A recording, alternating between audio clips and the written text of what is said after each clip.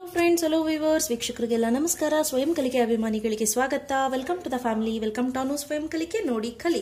ಇವತ್ತು ತುಂಬಾ ಸುಲಭವಾಗಿ ಮನೇಲೆ ಹೇಗೆ ಜಿಲೇಬಿ ಮಾಡೋದು ಹೇಗೆ ಅಂತ ಹೇಳ್ಕೊಡ್ತೀನಿ. ತುಂಬಾ ಸಿಂಪಲ್. 2 ಮೆಥಡ್ ಅಲ್ಲಿ ಮಾಡ್ತಾರೆ.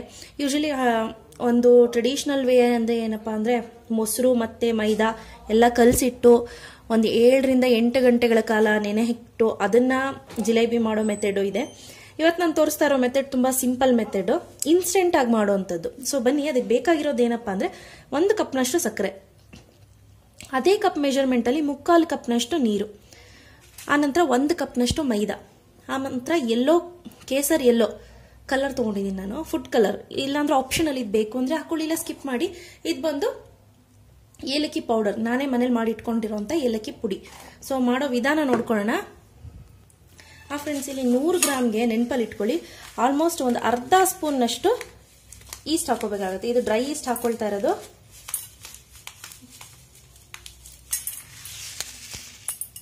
ಓಕೆ ನೋಡಿ, ಈ ಅರ್ಧ ಸ್ಪೂನ್ನಷ್ಟು ಹಾಕೊಂಡಿದ್ದೀನಿ. ಆನಂತರ ನಾವು ಕಾಯಿಸಿಟ್ಕೊಂಡಿರೋಂಥ ನೀರು. ನಾನು ಇನ್ನೊಂದು ಮೆಥಡು ಶೀಘ್ರದಲ್ಲೇ ಸ್ವಲ್ಪ ಜಲ್ದಿನೇ ಮಾಡಿ ತೋರಿಸ್ತೀನಿ, ಅದೇ ಹೇಗೆ ಅಂತ. ಮತ್ತೆ ಇದನ್ನ ಹೀಗೆ ಬಿಟ್ಬಿಡಿ. ಹೀಗೆ ಬಿಟ್ರೆ ಏನಾಗುತ್ತೆ, ಈ ಈಸ್ಟ್ ಕರಗೋಗಿ ಒಂಥರ ನೀರಂಗಾಗುತ್ತೆ. ಸೊ ಇದನ್ನ ಹೀಗೆ ಬಿಡೋಣ. ಅಷ್ಟರಲ್ಲಿ ಪಾಕ ತಯಾರು ಮಾಡ್ಕೊಳ್ಳೋಣ. ಫ್ರೆಂಡ್ಸ್, ಈಗ ಮೊದಲಿಗೆ 1 ಕಪ್ ಸಕ್ಕರೆ, ಅದೇ ಕಪ್ ಮೆಜರ್ಮೆಂಟ್ ಅಲ್ಲಿ 3/4 ಕಪ್ನಷ್ಟು ನೀರು. 3/4 ಕಪ್ನಿಂದ ನಮಗೆ ಇಲ್ಲಿ ಒಂದೆಳೆ ಪಾಕ ಅವಶ್ಯಕತೆ ಇರೋದಿಲ್ಲ. ಸ್ವಲ್ಪ ನಮಗೆ ಗಟ್ಟಿ ಪಾಕ ಬೇಕು. ಈ ಜಾಮೂನ್ಗೆ ಹೇಗೆ ನಮಗೆ ಗಟ್ಟಿ ಪಾಕ ಬರುತ್ತೋ ಆ ರೀತಿ ಗಟ್ಟಿ ಪಾಕ ಬೇಕು, ಸಾಕು. ಓಕೆ ಫ್ರೆಂಡ್ಸ್, ನೀವು ನೋಡ್ತಿದ್ದೀರಲ್ಲ, ಆಲ್ಮೋಸ್ಟ್ ಸಕ್ಕರೆ ಕರಗಿದೆ. ಈಗ ಇದನ್ನ ಮೀಡಿಯಂ ಫ್ಲೇಮ್ ಮಾಡ್ಕೊಂಬಿಡಿ, ಫುಲ್ ಮೀಡಿಯಮ್ಮು. ಆನಂತರ ಏನಾಗುತ್ತಪ್ಪ ಅಂದ್ರೆ ಚೆನ್ನಾಗಿ ಇದು ಕುದಿ ಬರಲಿ, ಕೊತ ಅಂತ ಕುದಿಬೇಕು. ಅಲ್ಲಿವರೆಗೂ ವೆಯ್ಟ್ ಮಾಡಿ. ಫ್ರೆಂಡ್ಸ್, ನೋಡ್ತಿದ್ದೀರಲ್ಲ, ಚೆನ್ನಾಗಿ ಕುದೀತಿದೆ. ತಿರುಗಿಸ್ಕೊಳ್ತಾ ಇರಿ. ನಿಮಗೆ ಹಿಂಗೆ ಮುಟ್ಟಿ ಹೀಗೆ ನೋಡಿದ್ರೆ ಒಂಥರ ಅಂಟು, ಒಂದೆಳೆ ಬೇಡ, ನಮಗೆ ಒಂಥರ ಗಟ್ಟಿ ಅಂಟು ಅಂತ ಸಿಗುತ್ತೆ ನೋಡಿ. ಹಿಂಗೆ ಮುಟ್ಟಿದ್ರೆ ಸ್ವಲ್ಪ ದಪ್ಪ ಇದೆ ಅಂತ ಅನಿಸ್ಬೇಕು. ಆ ಫೀಲ್ ಆಗೋ ತನಕ ಇದನ್ನ ಮಾಡ್ಕೊಳ್ಳಿ.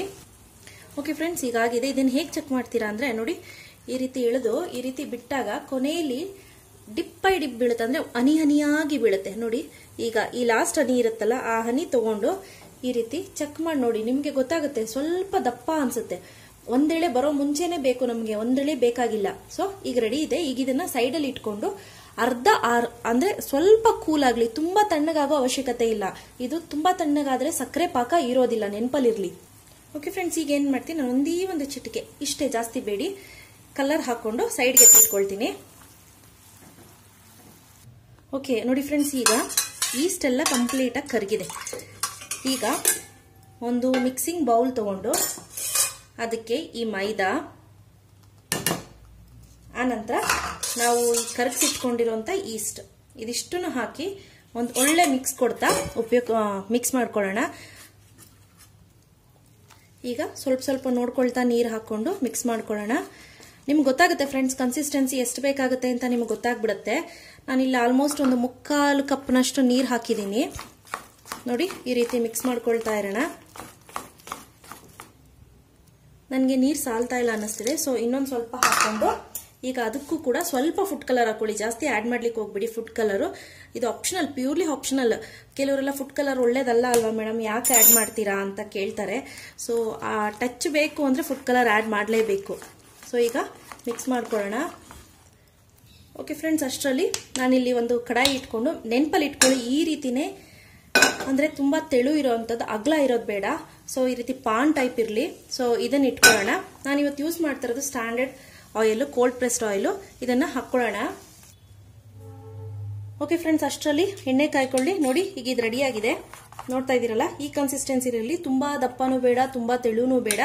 ಆನಂತರ ನೀವು ಈ ಟೊಮೆಟೊ ಕೆಚಪ್ ಅಲ್ಲಿ ಕೂಡ, ಕೆಚಪ್ ಬಾಟಲ್ ಬರುತ್ತಲ್ಲ, ಅದ್ರಲ್ಲಿ ಕೂಡ ನೀವು ಫಿಲ್ ಮಾಡಿ ಬಿಡ್ಬೋದು. ಬಟ್ ನನ್ನ ಅನಿಸಿಕೆ ಇದು ತುಂಬಾ ದಪ್ಪ ಅನ್ಸುತ್ತೆ. ಸೊ ನಾನು ಇದನ್ನ ಪ್ರಿಫರ್ ಮಾಡೋದಿಲ್ಲ. ಅಥವಾ paper cone, plastic paper cone ಮಾಡಿ ಬಿಡ್ಬೋದು. ಓಕೆ ಫ್ರೆಂಡ್ಸ್, ನಾನಿಲ್ಲಿ ಏನ್ ಮಾಡಿದೀನಿ ಅಂದ್ರೆ ನಂದಿನಿ ಹಾಲ್ ಪ್ಯಾಕೆಟ್ ಕವರ್ನ ಚೆನ್ನಾಗಿ ತೊಳ್ಕೊಂಡಿದ್ದೀನಿ. ಇದನ್ನ ಉಲ್ಟಾ ಮಾಡಿ ಇಟ್ಕೊಂಡಿದ್ದೀನಿ. ಸೊ ನನಗೆ ಈ ಪೋರ್ಷನ್ ಏನಿದೆ, ನಾನು ಇದನ್ನ ಕೋನ್ ರೀತಿ ಯೂಸ್ ಮಾಡ್ಕೊಳ್ತೀನಿ. ನೋಡಿ, ಈ ರೀತಿ ಒಂದು ಗ್ಲಾಸ್ಗೆ ಈ ರೀತಿ ಕೋನ್ ಫಿಲ್ಲಿಂಗ್ ಮಾಡ್ಕೊಂಡ್ಬಿಡೋಣ. ಈಗ ಫ್ರೆಂಡ್ಸ್, ನಾನು ಇದನ್ನ ನೋಡಿ ಈ ರೀತಿ ಫಿಲ್ ಮಾಡ್ಕೊಳ್ತೀನಿ. ಸಾಕು. ನಿಮ್ಗೆ ಗೊತ್ತಾಗುತ್ತೆ ಎಷ್ಟು ಹಾಕೊಂಡ್ರೆ ನಿಮ್ಗೆ ಅನುಕೂಲತೆ ಇದೆ ಅಂತ. ಅಷ್ಟು ಹಾಕೊಂಡು ನೋಡಿ, ಈ ರೀತಿ ಗ್ಲಾಸ್ ಓಪನ್ ಮಾಡ್ಕೊಳ್ಳಿ. ಓಪನ್ ಮಾಡಿಕೊಂಡು ಸೊ ನೋಡ್ತಿದ್ದೀರಲ್ಲ, ಇದು ಕೋನ್ ಶೇಪ್ ಬಂದಿದೆಲ್ಲ, ಕಾಣಿಸ್ತಿದೆಲ್ಲ ನಿಮಗೆ ಫ್ರೆಂಡ್ಸ್. ಈಗ ಇಲ್ಲಿ ರಬ್ಬರ್ ಬ್ಯಾಂಡ್ ಅಥವಾ ನಿಮ್ಗೆ ಕನ್ವೀನಿಯಂಟ್ ಇದೆ ಅಂದ್ರೆ ಹೀಗೇನೆ ಹಾಕೊಳ್ಳಿ. ಇಲ್ಲ ಮೇಡಮ್ ನನಗೆ ಕೈ ಅಷ್ಟು ಹೊರಡಲ್ಲ ಅಂತ ಅನ್ನೋರು ಇಲ್ಲಿ ಒಂದು ರಬ್ಬರ್ ಬ್ಯಾಂಡ್ ಹಾಕೋಬಹುದು. ಓಕೆ ಫ್ರೆಂಡ್ಸ್, ಈಗ ಈ ಕೋನ್ನ ಸ್ವಲ್ಪ ಚಿಕ್ಕದಾಗಿ ಕಟ್ ಮಾಡ್ಕೊಳ್ಳಿ. ತುಂಬಾ ದೊಡ್ಡದೇನು ಬೇಡ, ಸ್ವಲ್ಪ ಚಿಕ್ಕದಾಗಿ ಕಟ್ ಮಾಡ್ಕೊಂಡಿದ್ದೀನಿ, ಕಾಣಿಸ್ತಿದೆ ಅನ್ಕೊಳ್ತೀನಿ. ಫ್ರೆಂಡ್ಸ್, ಫ್ಲೇಮು ಮೀಡಿಯಂ ಮತ್ತೆ ಹೈ ಫ್ಲೇಮ್ ನಡುವೆ ಇರಲಿ. ಈಗ ನೋಡಿ ಸಾಕು, ನಾನು ತುಂಬಾ ಹೀಟಲ್ಲಿ ಇಟ್ಕೊಂಡಿಲ್ಲ. ನೋಡಿ ಈ ರೀತಿ ಒಂದೊಂದೇ ಒಂದೊಂದು ಜಿಲೇಬಿಗಳನ್ನ ಮಾಡ್ಕೊಳ್ಳೋಣ ಈ ರೀತಿ.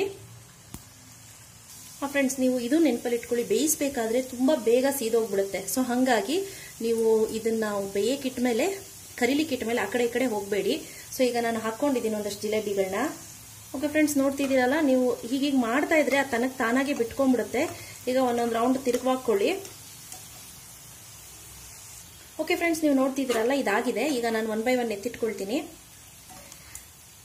ನೋಡಿ ಈ ರೀತಿ ಪ್ರತಿಯೊಂದನ್ನು ತೆಗೆದಿಟ್ಕೊಂಡು ನೀವು ಎಣ್ಣೆನ ಸೋರಿಸ್ಕೊಂತಾ ನಿಂತ್ಕೊಳ್ಳೋ ಅವಶ್ಯಕತೆ ಇಲ್ಲ. ಇಮಿಡಿಯೇಟ್ ಇದನ್ನ ಪಾಕದೊಳಗೆ ಹಾಕ್ಬೇಕಾಗತ್ತೆ.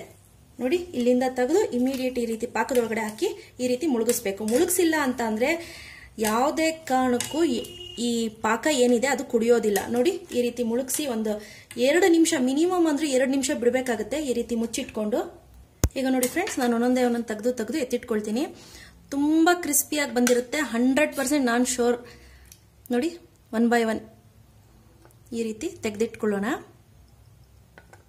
ನೀವು ಬಿಸಿ ಇದ್ದಾಗ ಅಂದ್ರೆ ಇನ್ ದ ಸೆನ್ಸ್ ಈ ಪಾಕ ಏನಿದೆ ಅದು ಬಿಸಿ ಇಲ್ಲ ಅಂದ್ರೆ ನಿಮ್ಗೆ ಪಾಕ ಒಳಗಡೆ ಇರೋದೇ ಇಲ್ಲ, ನೆನಪಲ್ಲಿ ಇಟ್ಕೊಳ್ಳಿ ಅದನ್ನ. ಇನ್ನೊಂದು ಬ್ಯಾಚ್ ಕೂಡ ಹಾಕಿ ತೋರಿಸ್ತೀನಿ ನಾನು. ಓಕೆ ನೋಡಿ ಫ್ರೆಂಡ್ಸ್, ಈ ರೀತಿ 1 2 ಈ ರೀತಿ ನೋಡಿ ಗೊತ್ತಾಗ್ತಿದೆ ಅಂತ ಅನ್ಕೊಳ್ತೀನಿ. ಸೈಡ್ ಇನ್ನೊಂದು ಬರುತ್ತೆ ನೋಡಿ, 1 2 3 ಸಾಕು. ಈ ರೀತಿ ಮಾಡ್ಕೊಳ್ತಾ ಹೋಗೋಣ. ಈಗ ನೋಡಿ ಅದು ಸೈಡ್ಗೆ ಹೋಗಿದೆ. ಈಗ 1 2 2 ಮಧ್ಯೆ 1 ಈ ರೀತಿ ಆ ರೀತಿ ಕೊಡೋದ್ರಿಂದ ಏನಾಗುತ್ತೆ ಅಂದ್ರೆ ಬಿಟ್ಕೊಳ್ಳೋದಿಲ್ಲ. ನೋಡಿ ನಿಮ್ಗೆ ಹೇಗೆ ಬೆಂದಿದೆ ಅಂತ ಗೊತ್ತಾಗುತ್ತೆ ಅಂದ್ರೆ ಬಬಲ್ಸ್ ಎಲ್ಲ ಕಡಿಮೆ ಆಗಿದೆ. ಈಗ ಇದನ್ನ ಟರ್ನ್ ಮಾಡ್ಕೊಳ್ಳಿ. ಫ್ರೆಂಡ್ಸ್, ಮತ್ತೆ ಇನ್ನೊಂದು, ತುಂಬಾ ಬಿಸಿ ಇರೋ ಪಾಕಕ್ಕೆ ಹಾಕಿದ್ರೆ ಜಿಲೇಬಿ ಮೆತ್ತಗಾಗ್ಬಿಡುತ್ತೆ. ಇದೊಂದು ಟಿಪ್ಪು ನೆನಪಲ್ಲಿ ಇಟ್ಕೊಳ್ಳಿ. ಮೀಡಿಯಂ ರೂಮ್ ಟೆಂಪರೇಚರ್ ಇರಬೇಕು, ಅಂದ್ರೆ ತುಂಬಾ ಕಡಿಮೆ ಬೇಡ, ತುಂಬಾ ಬಿಸಿ ಬೇಡ. ಮುಟ್ಟಿದ್ರೆ ಸುಡ್ತಾ ಇರಬೇಕು ನಮಗೆ ಪಾಕ, ಅಷ್ಟರ ಮಟ್ಟಿಗಿದ್ರೆ ಮಾತ್ರ ಹಾಕಿ. ಫ್ರೆಂಡ್ಸ್, ನೀವು ಆಗ್ಲೇ ನಾನು ನಂದಿನಿ ಪ್ಯಾಕೆಟ್ ಅಲ್ಲಿ ಹಾಲ್ ಕವರ್ ಅಲ್ಲಿ ಮಾಡೋದು ತೋರಿಸಿದೆ. ಈಗ ನಾನು ಈ ಟೊಮೆಟೊ ಕೆಚಪ್ ಬಾಟಲ್ ಅಲ್ಲಿ ಮಾಡೋದು ತೋರಿಸ್ತೀನಿ.